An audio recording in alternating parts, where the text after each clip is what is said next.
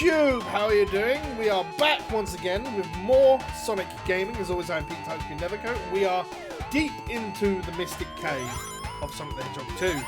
And yeah, let's just see how we do for this one. I've seen a lot of Mystic Cave recently. Between Encore and what is it?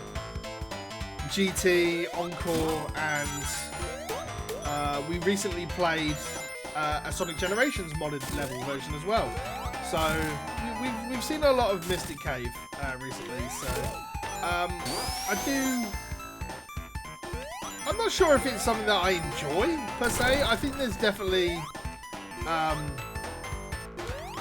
I think this level is definitely one of the ones that has a lot of problems with it. It's definitely one of the first ones to try and give off that, like, spooky vibe type thing. And I think you definitely get that with the music more than anything else. Yeah, alright. Again, I'm just getting Dwayne and Brando vibes. I'm just trying to see if I can remember what the actual lyrics were. Yep.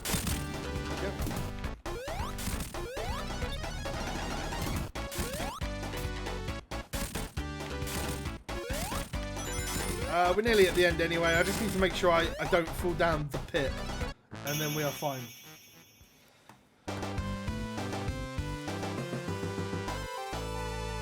Oh, simple. Trying to remember what comes after Mystic Cave. I think it's Oil Ocean. I think.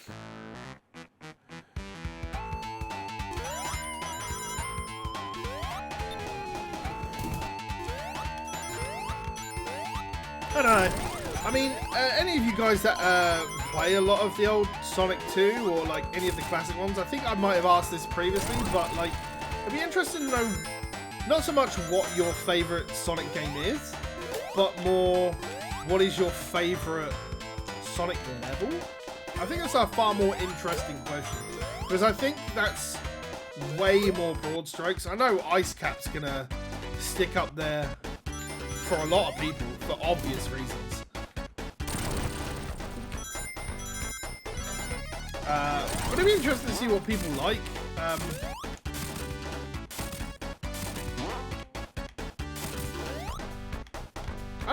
I mean, thinking about it, like, the most, I mean, when it comes down to me, I'm definitely more of a fan of, like, Rusty Ruin from Sonic 3D Blast.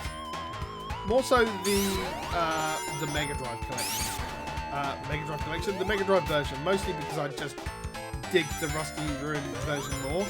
And there was a point where, I don't want to say made my entire identity, but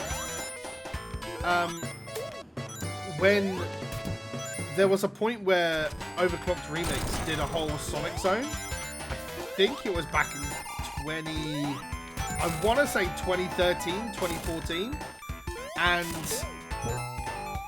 oh, we're at the boss. Eh? Wow, did I really not hit a star post that entire time? That's crazy. And Rusty Ruin just kept winning. And there was a lot of fantastic mixes that we got given because of it. With all the Rusty Ruin stuff. So, I do dig Rusty Ruin. I think the Mega Drive version is by far one of the better musical tracks that exist. But to be fair, you know, while I don't get on with a lot of the SAT music, because of 3D Blitz, and thank you to my main man Sonic Yoda, as always, who had pushed this out, is the fact that the actual track we were digging the most in the Death Egg Zone was actually Panic Puppets. I cannot be bothered. Was actually Panic Puppet Act 2, which was amazing. So we've been listening to that for a little bit. I've been trying to find the track for the end of what's it called?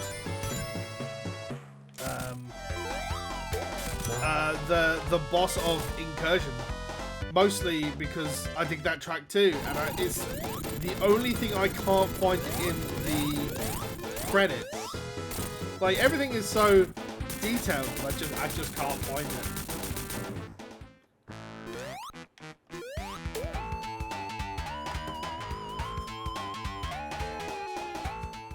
Yay, nicely done. I like how we get faster through some of the later stages than we do the earlier ones, but there really isn't a lot that hinders us in this stage. So, oil lotion? Yeah.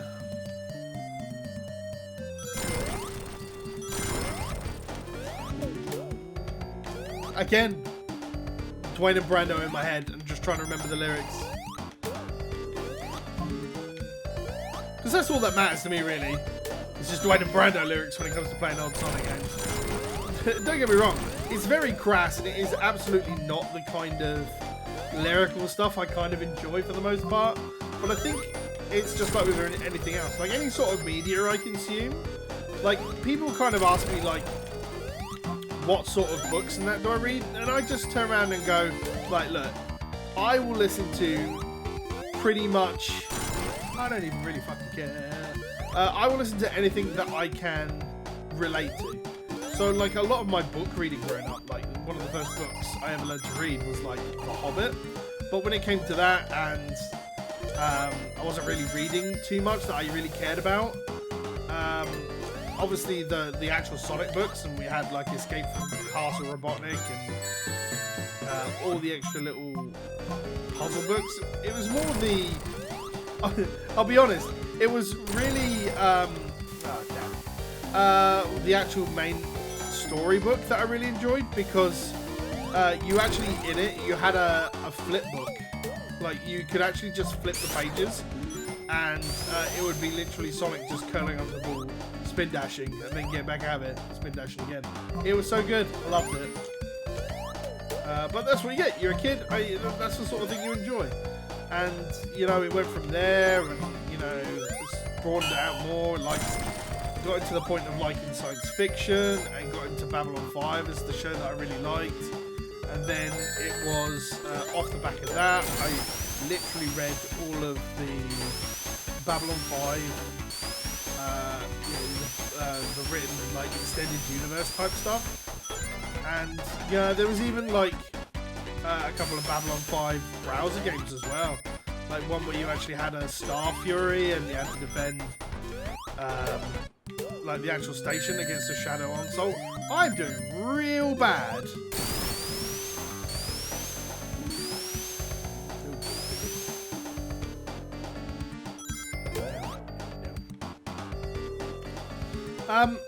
So yeah, I mean, I presume the same is with a lot of people. Like, I guess that's why, like, stuff like Sonic EXE takes off so much, is because people play Sonic, they want something new, and then they get attached to it.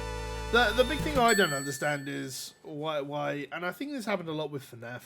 Like, people started drawing out, like, long listed lore, and then you had, like, fan stuff, and I think because of Five Nights at Freddy's and how, you know, wildly successful that was off the back of everything, is where people started getting this idea of, like, taking popular heroes / mascots and doing, like, I don't want to say if dark side versions is probably the best way to really phrase it, but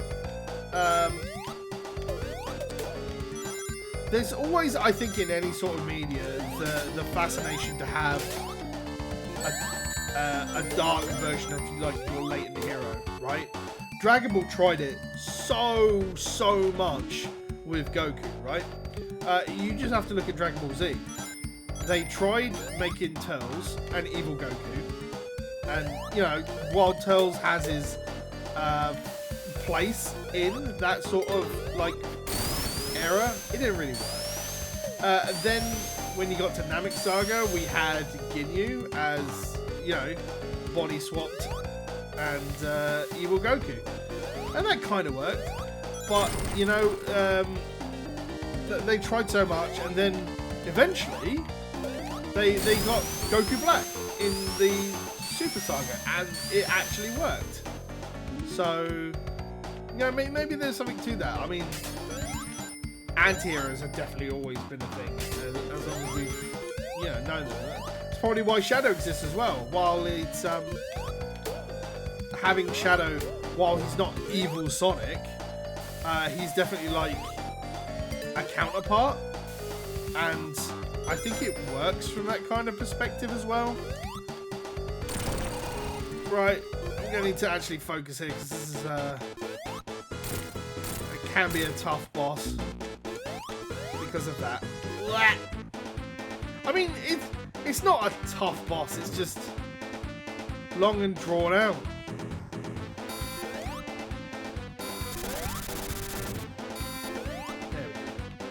But probably best to just aim for like 3 hits on old Robotnik himself.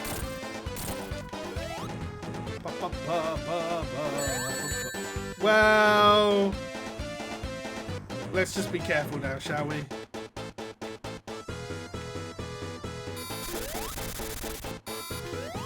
Wow, that took a while for it to fire and actually work out what it wanted to do. Oh, there we go. And that will be the end of this episode. So, as always, thank you very much for watching. I've been Pete Touchman Navigator. This has been Sonic the Hedgehog 2. We are very quickly approaching the end. We've got Metropolis and a few left to go. So, until then, I will see you next time. But as always, take care, stay safe, play more games.